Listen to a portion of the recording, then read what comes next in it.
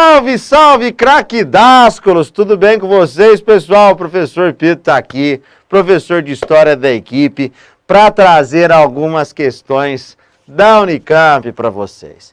Se vocês fizeram essa prova, para quem não fez, para quem está assustado aí com a Unicamp, calma! Eu vou trazer algumas observações que eu tenho certeza que vão acalmá-los. Então não deixe aí de ficar comigo até o final desse vídeo. Já vou convidar vocês para se inscrever no nosso canal, para ativar o sininho das notificações e principalmente deixar o like para fortalecer as nossas aulas, porque vocês sabem, né, pessoal, com a galera Dásculos é conteúdo gratuito e de qualidade cotidianamente para vocês. Eu quero começar falando com relação a essa questão da Unicamp, desmistificando alguns aspectos dessa prova. Não acredito que seja uma prova que vocês devam ter tanto pavor assim. Ah, Pedro, mas tem a concorrência. É um outro elemento. E essa questão, essa daqui, ó, essa questão, eu quero provar isso para vocês. Tudo bem? Então vem comigo para nós analisarmos como é possível sim vocês encararem essa prova de uma maneira bem tranquila, claro, tendo toda a atenção possível. Não confundamos a tranquilidade com a ausência de foco, né, gente? Então vamos lá. Os quilombos, espaços da resistência e da insurgência negra desde sua origem, foram criados como estratégia de enfrentamento ao sistema escravocrata.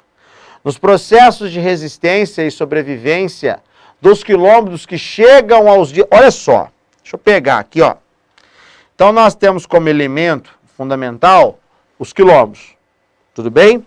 E aí ele fala, olha só, nos processos tal que chegam aos nossos dias atuais, as relações culturais, as identidades e os conflitos têm como elemento central os territórios, tensionados por disputa pela propriedade da terra, né?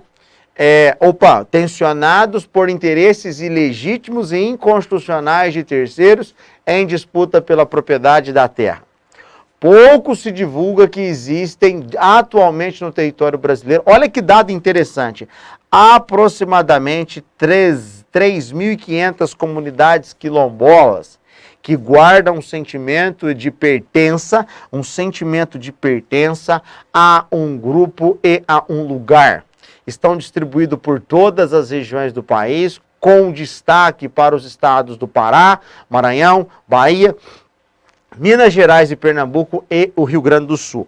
Olha o tamanho, do ponto de vista, de certa forma, da disseminação para o território brasileiro das comunidades no país. Então, eu acho que o texto ele é preciso em fazer com que vocês entendam o que foram as comunidades quilombolas, mas não apenas o que foram, o que elas continuam sendo. Nós estamos falando de contexto histórico de formação colonial no Brasil, em que os quilombos eles funcionavam como local da resistência ao que os negros sofriam, mas nós sabemos também que os quilombos abrigavam outras pessoas, né? Outras pessoas que de certa forma também compactuavam com essa ideia de resistência. É um excelente exemplo para a gente pensar a triste história brasileira que tem a escravidão como uma determinada marca e um bom exemplo para a gente pensar como teve resistências e tinha que ter tido mesmo, né, pessoal? Ah, e outra coisa, quando a gente fala na persistência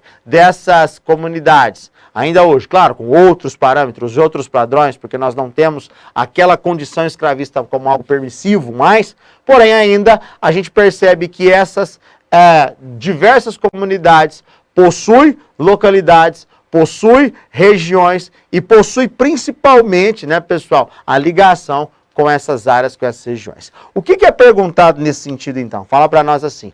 Olha que interessante, sobre a demarcação e a titulação das terras quilombolas no Brasil, é correto afirmar que teve início com...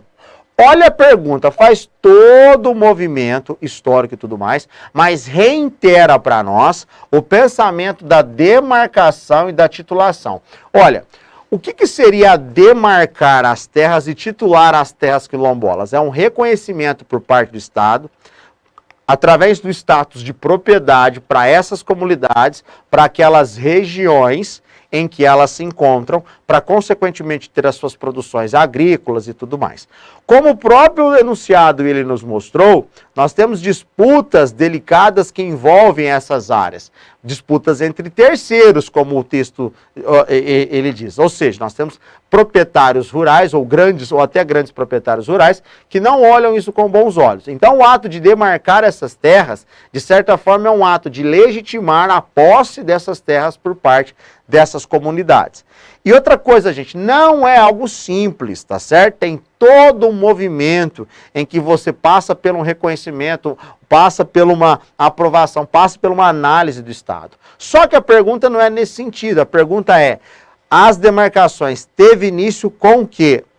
Com a Lei de Terras de 1850, avançou na segunda metade do século XIX, especialmente após a abolição da escravatura e a institucionalização dos territórios quilombolas rurais. Com a Constituição de 1988, ainda está em curso o processo de demarcação e poucos territórios quilombolas, rurais ou urbanos, receberam a titulação da propriedade até o momento. A Lei de Terras de 1850, na ocasião, foram demarcados os territórios rurais quilombolas, uma vez que não havia trabalho para homens negros e mulheres nas cidades. Constituição de 1988, na década passada, por meio de políticas públicas, foi finalizada a demarcação e a titulação dos territórios quilombolas rurais, ficando pendente a titulação dos quilombos urbanos. Eu vejo assim, essa questão me exige o conhecimento sobre a história, não apenas das comunidades quilombolas, mas da demarcação e titulação das suas terras. E aí eu já garanto para vocês uma coisa, foi no século passado com a Constituição de 1988. Ou seja, eu excluo a A automaticamente e excluo a C automaticamente. Ficaríamos entre B e D. Agora vem comigo uma coisa. Quando ele fala assim na B, a Constituição ainda está em curso o processo de demarcação. Aí o enunciado ele me ajuda. Percebe? Então, em detrimento a uma D que fala assim, por meio de políticas públicas foi finalizada a demarcação. Então tá errado, o correto é a B, B de bola, tá aqui o certo para vocês. Uma questão que exigiu do aluno, sim, uma capacidade de saber das comunidades quilombolas, mas principalmente do histórico de demarcação dessas terras. Mas também não vejo que é uma questão tão difícil assim não, porque nós temos elementos interpretativos que ajudariam de maneira bem forte e interessante. Meus caros, não deixa de colocar o joinha aí. Muito obrigado, espero vocês até uma próxima. Abraço, até mais. Tchau, tchau.